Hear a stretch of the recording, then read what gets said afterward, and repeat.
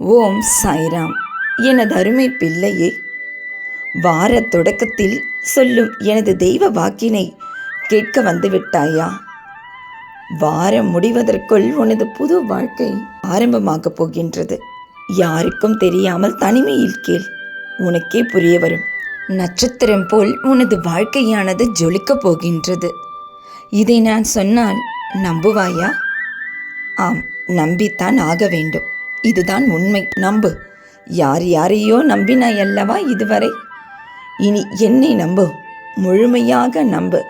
யாரும் அறியாத தருணத்தில் உனது அனைத்து பிரச்சனைகளிலிருந்தும் உன்னை முழுமையாக வெளிக்கொண்டு வந்து விடுவேன். ஒரு நொடி போதும் உனது வாழ்க்கையை காப்பாற்ற. எனது சக்தியை பற்றி நீ இன்னும் சரியாக புரிந்து கொள்ளவில்லை.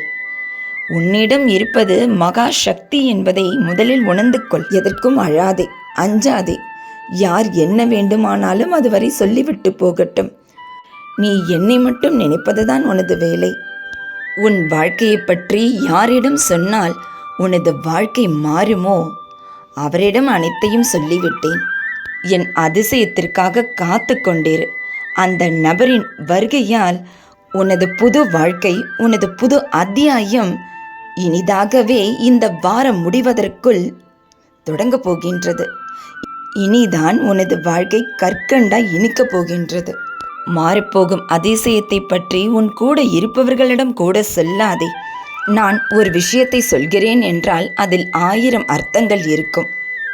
பொதுவாகவே ஒரு விஷயத்தை நீ செய்ய துவங்கும் முன் அதனை யாரிடமும் சொல்லாமல் உன் மனதுக்குள்ளேயே வைத்துக்கொண்டு நீயாகவே தனியாகவே முயற்சித்தால் அந்த காரியமானது எளிதில் வெற்றி அடையும். இது நீ கேள்விப்பட்டிருக்கின்றாய் அல்லவா? அதுபோல்தான் இந்த விஷயமும். சந்தோஷமாக இரு. நீயும் உன் குடும்பமும் சகல சௌபாகியத்துடன் நீடோடி வாழ்வீர்கள். சுபிக்ஷம் இனி உன் வீட்டில் நிரந்தரமாக தாண்டவமாடும். செய்யாத குற்றத்திற்கெல்லாம் தண்டனையை ஏற்றுக்கொண்டாய் அல்லவா இதுவரை?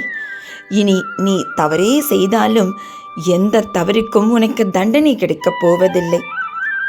ஆமாம்மா, இதுவரை உன்னை தைரியத்தின் மொத்த அடையாளமாக உன்னை நான் நினைத்திருந்தேன். ஆனால் இன்று நீ நடக்கும் மோசமான சூழ்நிலையை வைத்துக்கொண்டு மனம் தளர்ந்து இருப்பதை பார்க்கும் பொழுது எனக்கே பயமாக இருக்கின்றது.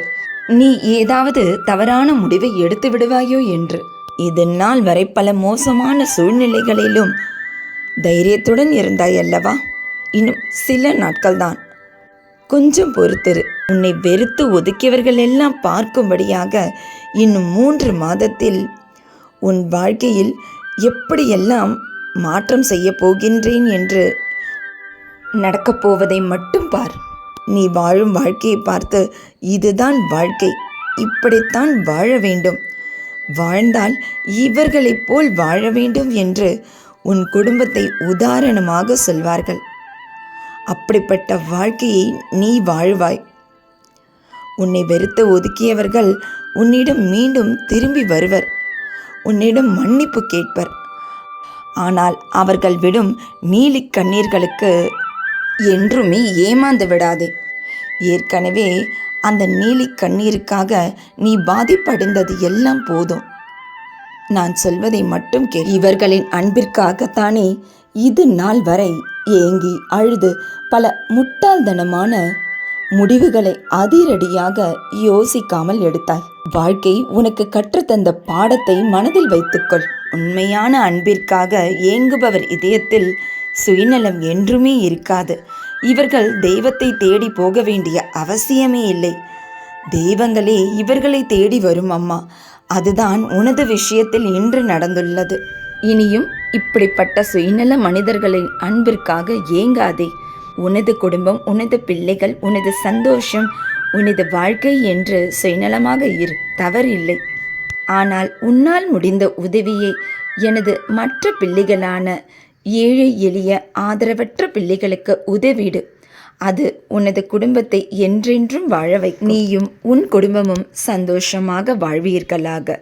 இன்றும் என்றும் என்றென்றும் உன் சாயப்பா உன்னருகினில். வாழ்க வையகம், வாழ்க வளமுடன். ஜெய் சாய்ராம்.